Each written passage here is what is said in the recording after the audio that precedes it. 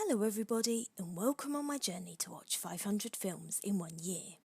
The next 3 films I watched were X-Men First Class, X-Men Days of Future Past and X-Men Apocalypse. In X-Men First Class, the United States government enlists the help of mutants with superhuman abilities to stop a malicious dictator who is determined to start World War III. In X-Men Days of Future Past, the X-Men send Wolverine back in time in a desperate effort to change history and prevent an event that results in doom for both humans and mutants. In X-Men Apocalypse, with the emergence of the world's first mutant, the X-Men must unite to defeat his extinction-level plan. I could honestly waffle on for hours about how much I love the X-Men films, as they are definitely my favourite sagas within the Marvel Cinematic Universe, but I'll do my best to keep it relatively short. X-Men First Class is, in my opinion, the best of the 3 films focusing on the early years of the X-Men, and that is a lot to do with Matthew Vaughn's intense direction, creative vision and unique style. Bryan Singer, who directed most of the X-Men movies, was approached to direct this film originally, but declined the project due to his commitment to Jack the Giant Slayer. There is an incredible cast, including Michael Ironside, Ray Wise and Oliver Platt, as well as the stellar talent taking the lead roles. And the score composed for the movie is fantastic, especially during Magneto's scenes. Added to that, the fact that there is a multi-layered plot, deep connections between the characters, a fair amount of conflict, a connection to real-life history, and some nice jokes which only fans of the other films will pick up on.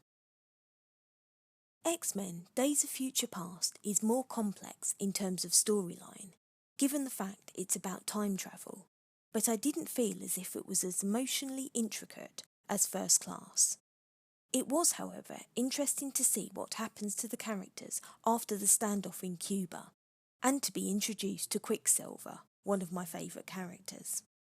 Also, this movie seemed to build constantly to a grand finale, and I particularly liked the conversation between James McAvoy and Patrick Stewart, a pivotal part of the action.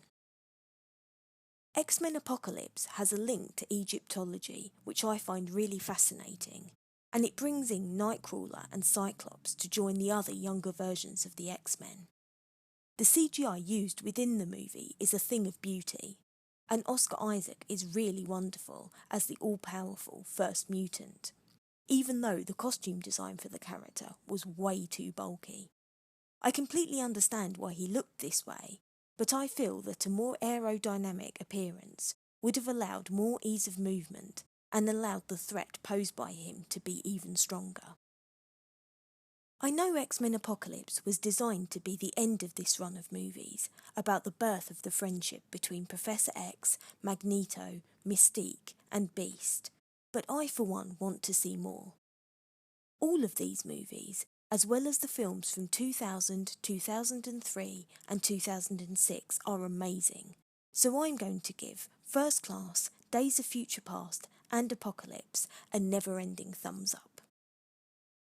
Please join me for my next review, where I'll be talking about The Family Fang, directed by Jason Bateman. Thanks for taking the time to listen, and I hope to hear from you soon.